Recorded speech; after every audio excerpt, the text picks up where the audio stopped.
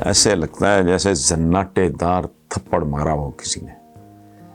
وہ کہتے ہیں کہ جی آج سے 3 سال پہلے چینی کی قیمت 55 روپے کلو تھی، اب ہر سٹور پہ 105 روپے کلو ہے، جبکہ رمضان بازار میں 88 روپے ہے، اور 1 کلو حاصل کرنے کے لیے لمبی لمبی قطاروں میں گھنٹوں انتظار کرنا پڑتا ہے، ساتھ شناختی کارڈ دکھانا پڑتا ہے، ہاتھ کی انگلیوں پہ نشان لگوانا پڑتا ہے، یعنی چینی کے ساتھ ساتھ ذلت مفت میں مل رہی ہے۔ تو کیا اس حکومت نے عوام کو ضرورت سے کچھ زیادہ ہی ریلیف نہیں دے دیا؟ اب عثمان احمد صاحب، سچی بات یہ ہے، میں اتنے خوبصورت سوال پہ کوئی تبصرہ کر کے اس کا مزہ برباد نہیں کرنا چاہ رہا۔ آپ نے ایک مکمل بات کی ہے جس میں اضافے کی گنجائش کم از کم میرے بس کی بات نہیں۔ تھینک یو ویری مچ۔ السلام علیکم ویورز، یہ ہیں محمد فیضان بٹ، گجرات سے ہیں اور اس وقت اٹلی میں ہیں۔ وہ کہتے ہیں جی کیا کچھ ہی عرصے بعد حکومت کی کابینہ میں میوزیکل چیئر کا انعقاد کیا جاتا ہے، کرسیاں بدلی جاتی ہیں، چہرے وہی رہتے ہیں۔ مجھے ایک چیز کی سمجھ نہیں آ رہی کہ جو بندہ ریلوے کو نہیں سدھار سکا وہ وزارت داخلہ کو کیسے سدھارے گا؟ کیا آزمائے ہوئے کو دوسرا موقع دیا جانا چاہیے؟ اب تو پاکستان کا بچہ بچہ حکومت کی ناتجربہ کاری پہ سر پیٹ رہا ہے، یہاں تک کہ پی ٹی آئی کو ووٹ دینے والے بھی آج ماتم ہی کر رہے ہیں۔ یہ محمد فیضان صاحب، آپ نے جو کہا اس کو تو میں کنٹیسٹ نہیں کر سکتا، میں کیا کوئی بھی نہیں کر سکتا، آپ جو کہہ رہے ہیں وہ بالکل ٹھیک ہے۔ لیکن ایک بات جو بہت عام طور پہ، آپ کی ساری بات ٹھیک ہے، میں اس سے ایگری کرنے کے بعد ایک بات کر رہا ہوں کہ جو بہت غلط العام ہے، آپ نے بھی وہ بات کر دی اور یہی کہتے ہیں کہ جو یہاں برا ہے وہ وہاں بھی برا ہے۔ نہیں، ایسا نہیں ہوتا۔ آپ مجھے کوئی ڈوبتا ہوا اخبار دے دیں، میں اسے کھڑا کر دوں گا۔ میں نے پاکستان کے بہت پاپولر میگزینز لانچ بھی کیے ہیں، ایڈٹ بھی کیے ہیں، ان کے لیے کام بھی کیا ہے۔ اچھا، لیکن جہاں ایک طرف ایک ڈوبتا ہوا اخبار میں شاید کھڑا کر سکوں، ایک اچھی خاصی چلتی ہوئی ٹیکسٹائل مل میں نہیں چلا سکوں گا، تو یہ بات تو غلط ثابت ہوگی۔ آپ مجھے کہیں کالم لکھو، میں اچھا گزارے مافک کام کر لوں گا، ٹھیک ہے۔ آپ اگر مجھے کہو کہ میں اب کوئی سائنسی کلیے، کوئی اعداد و شمار کے، ظاہر ہے میں میزربلی فیل۔ سو یہ ضروری نہیں ہے کہ ایک آدمی جو ایک جگہ پہ پٹ جائے وہ دوسری جگہ پہ۔ ٹارزن کا جو بہت مشہور کردار جس نے تخلیق کیا تھا، وہ 20 پیشوں میں بہت بری طرح پٹ چکا تھا اور ناکام ہو چکا تھا۔ یہاں تک اس کی ذہنی حالت یہ ہو گئی تھی کہ جب اس نے لکھنے کا کام شروع کیا تو اس نے اپنی بیوی سے چھپایا، کوئی اس میں تو اچھے بھلا بندہ زندگی نہیں گزار سکتا، پیٹ نہیں بھر سکتا، تو ڈھنگ کے کاموں میں ناکام ہو چکا ہے، تو ادھر کدھر آ گیا ہے۔ تو اس نے وہ ٹارزن والا، اچھا، اور کمال کی بات ہے اس نے کبھی جنگل بھی نہیں دیکھا تھا۔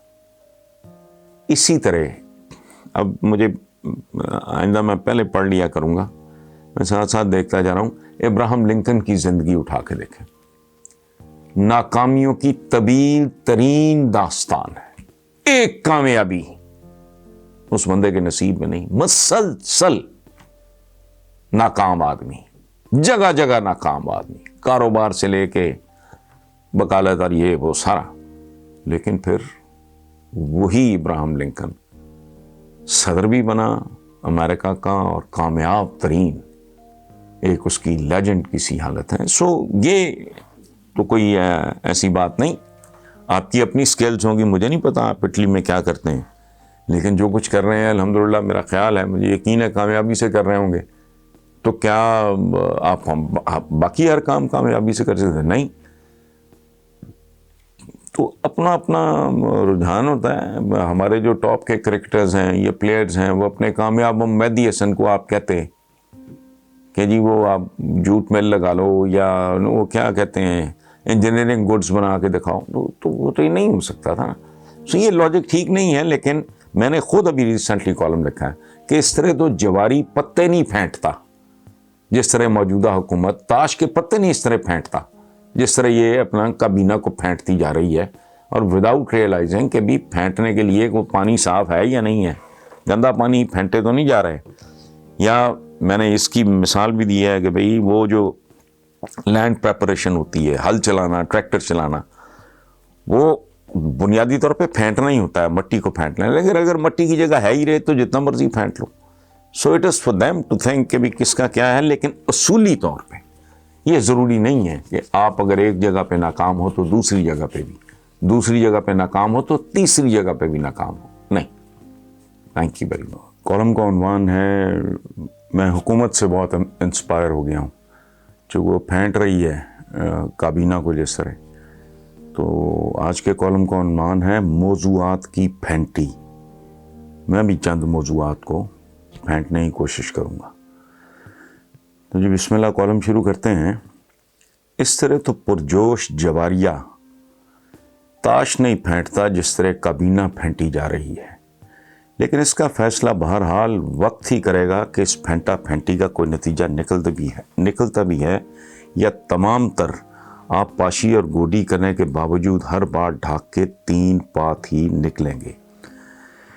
نتیجہ جو بھی ہو، محنتی متین اور ذہین حماد اظہر کے ساتھ اچھا نہیں ہوا، جسے بیٹھے بٹھائے اس کا ایک اور ہم وزن بنا دیا گیا ہے. حالانکہ یہ اعلیٰ تعلیم یافتہ نوجوان اصیل گھوڑے سے کم نہیں. زندگی میں عموماً پھینٹا پھینٹی نتیجہ خیز ہی ثابت ہوتی ہے.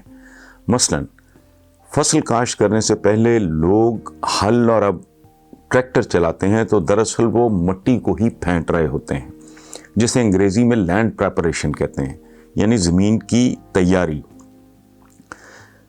اور زمین کی تیاری کیا ہے؟ نچلی مٹی کو اوپر اور اوپر والی مٹی کو نیچے کرنا. یہی حال بہتے پانی کا بھی ہوتا ہے، جس کے بارے میں کہا جاتا ہے کہ بہتا پانی پاک ہوتا ہے کیونکہ نان سٹاپ بدلتا رہتا ہے.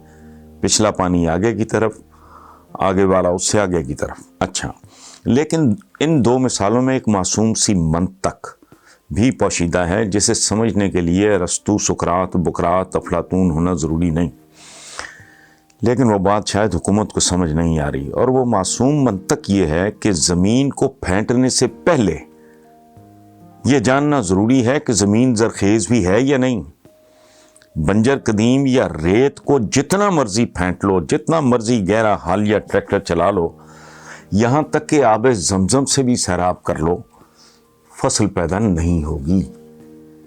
پھینٹا پھینٹی زمین کی کے لیے بنیادی شرط یہ ہے کہ زمین زرخیز ہے یا نہیں. اچھا، کیونکہ قدرت اپنے قوانین میں کبھی تبدیلی نہیں کرتی. مختلف اجناس کے لیے مختلف قسم کی مٹی اور موسم درکار ہوتے ہیں. یہی حال پانی کا ہے.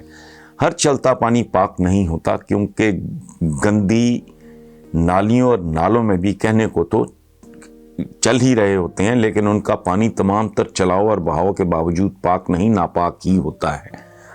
خلاصہ یہ ہے کہ پھینٹا پھینٹی سے پہلے پی ٹی آئی کے لیے جاننا ضروری ہے کہ اس کی زمین زرخیز ہے بھی یا نہیں، اور اس کا پانی صاف ہے بھی یا نہیں. اگر مٹی کی کوالٹی درست نہیں اور اگر پی ٹی آئی بہتا پانی ہے تو اس پانی کی کوالٹی کیا ہے؟ یہ 2 باتیں جانے بغیر پھینٹا پھینٹی بالکل بے سود ثابت ہوگی. ایک نالائق کی جگہ دوسرا، ایک ناکام کی جگہ دوسرا ناکام آ جائے گا. ہمارے ایک دوست اور سینئر بیوروکریٹ نے حکومت کو یہ مشورہ دیا ہے کہ اب ٹیم کو آخری اوورز بغیر کسی مداخلت کے کھیلنے دو، کیونکہ پہلے ہی بہت سا قیمتی وقت ضائع ہو چکا. اب چلتے ہیں دوسرے موضوع کی طرف، جس کا تعلق احتسابی مشیر شہزاد اکبر کا ایک بیان ہے کہ بندہ چور ہو تو نیلی بتی سے بھی ڈرتا ہے. بازار بیان جاندار لیکن حقیقت میں بے جان اور بودا ہے، کیونکہ صرف چھوٹے موٹے چور ہی نیلی بتی سے ڈرتے ہیں، جبکہ ڈاکوؤں اور راہزنوں ٹھگوں کو کسی رنگ کی بتی کی قطعاً کوئی پرواہ نہیں ہوتی، بلکہ وہ تو واردات ہی پولیس کی گاڑیوں کی نیلی بتیوں کے حصار میں کرتے ہیں اور اسے اپنا استحقاق بھی سمجھتے ہیں۔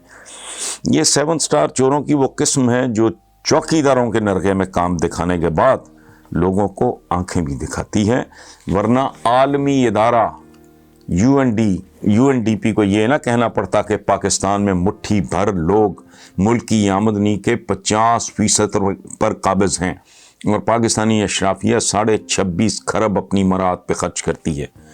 کارپوریٹ سیکٹر کے ساتھ ساتھ جاگیردار اور سیاستدانوں سمیت اشرافیہ کو حاصل مراعات ملک کی معیشت کا 6% ہیں۔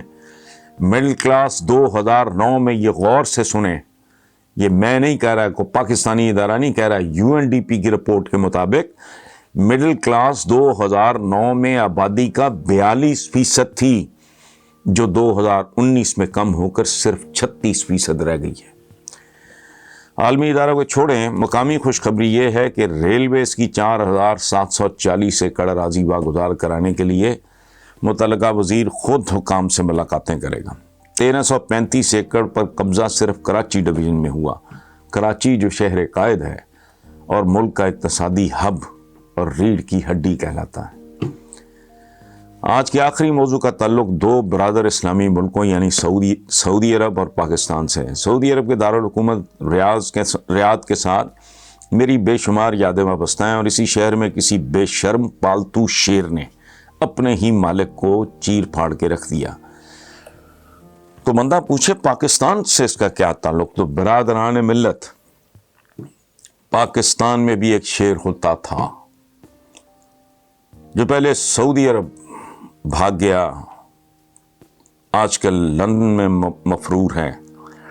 یہ 70 سالہ شیر کچھ عرصہ پہلے ہی نظریاتی اور انقلابی ہوا ہے۔